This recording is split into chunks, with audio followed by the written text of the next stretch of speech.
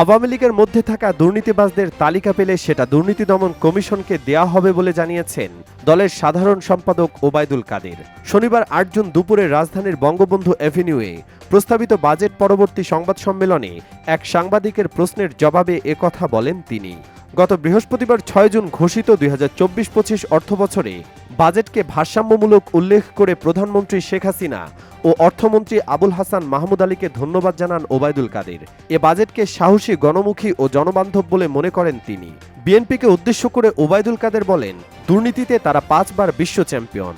তারা বলছে তারা দুর্নীতির বিরুদ্ধে কর্মসূচি দেবেন।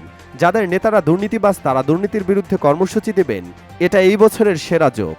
আওয়ামী লীগের মধ্যে যারা দুর্নীতিবাজ আছেন তাদের বিরুদ্ধে দল কি ব্যবস্থা নেবে এমন প্রশ্নের জবাবে সাংবাদিকদের কাছে তালিকা চাইলেন কাদের। তিনি বলেন, আপনারা আমাদের তালিকা দেন, আমরা তা দুদককে দেব।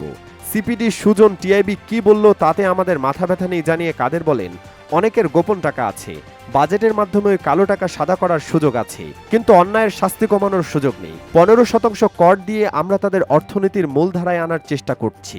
বাজেটের একটাই চ্যালেঞ্জ, তা বাস্তবায়ন করা। তা বাস্তবায়নে সরকার এরই মধ্যে কাজ শুরু করেছে। ডলার সংকট নিয়ন্ত্রণ, মূল্যস্ফীতি নিয়ন্ত্রণ, সংকট মোকাবেলা করার জন্য আমরা কাজ করছি, যোগ করেন আওয়ামী লীগের সাধারণ সম্পাদক।